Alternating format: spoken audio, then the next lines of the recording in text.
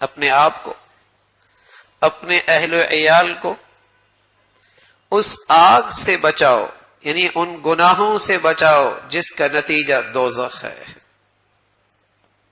قُوا أَنفُسَكُمْ وَأَهْلِيكُمْ نَارًا، یعنی دوسرے انداز میں ہر ماں باپ کو اور سرپرستوں کو، ماں باپ کو، سرپرستوں کو تنبیہ کی گئی کہ اپنی اولاد کی صحیح تعلیم و تربیت کا انتظام کرو،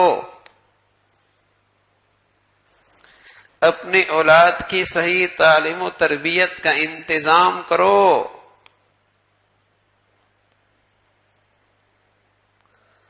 اگر یہ انتظام کیے بغیر تم نے انہیں اس ماحول میں یوں ہی پھینک دیا اور وہ بے دین ہو گیا، یا شرم و حیا کا جوہر اس سے نکل گیا، یا اسے دین کے عقائد کے بارے میں شک اور تردد ہونے لگا، یا وہ اللہ اور اللہ کے رسول کی بتائی ہوئی زندگی سے اس کا اعتماد جاتا رہا، تو قصوروار کون ہے؟ ذمہ دار کون ہے؟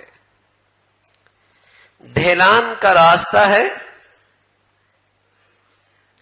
بچے کے ہاتھ میں سائیکل تھما دی، بریک کوئی نہیں ہے، قاتل کون ہے؟ اسے کس نے اس کے حوالے کی ہے؟ ڈھیلان بھی ہے، بریک بھی کوئی نہیں، اب ہلاکت کا ذمہ دار کون ہے؟ قُوا أَنفُسَكُمْ وَأَهْلِيكُمْ نَارًا۔ میرے عزیزو، یہ اللہ کا کلام ہے اور تمام مسلمانوں سے اللہ مخاطب ہے۔ میں عرض کیا اگر یہ اندیشہ نہ ہوتا کہ لکھے الفاظ پر توجہ ختم ہو جاتی ہے تو کہا جا سکتا تھا کہ اسے اپنے گھر کی دیوار پہ جلی حروف میں لکھ لو تاکہ روزانہ یہ خطرہ تمہارے سامنے رہے۔ قُوا أَنفُسَكُمْ وَأَهْلِيكُمْ نَارًا، اپنے آپ کو، اپنے اہل و عیال کو۔ یہ مسلمانوں پر ایک فریضہ ہے